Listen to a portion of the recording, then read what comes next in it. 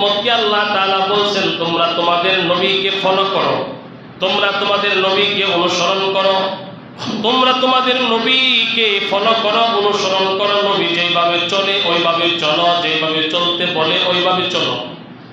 আসমানি কিতাবের ইলম তোমরা বুঝবা না, আসমানি ইলম তোমাদেরকে বুঝা আসবে না। এই জন্য এখনকার সময় কোনো মানুষ যদি বলে কোনো মানুষকে ফলো করার দরকার নাই, ডাইরেক্ট কোরআন এবং হাদিস আমরা মানি। ও মিয়া, তুমি কোরআন হাদিস কেমনে মানবা? কোরআন হাদিস বোঝার মতো ক্ষমতা তোমার নাই, আছে? ওই যে আগেই বললাম, কোরআন হাদিস বোঝার ক্ষমতা তোমার নাই।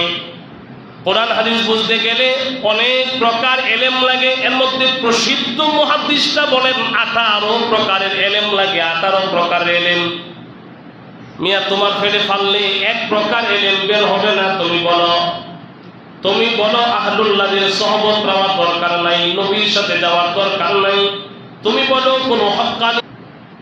আল্লাহর হাবিব বলেন আমার সহবত পাওয়া এটাই সবচেয়ে বড় খুশনসিব। আমার সহবত পাওয়া, আমাকে দেখা, আমার সান্নিধ্য লাভ করা। আল্লাহর হাবিবের সহবত পাওয়া। আরে আবু বকর সিদ্দিক হইছেন, সিদ্দিক আকবার হইছেন আল্লাহর হাবিবের সহবতের কারণে।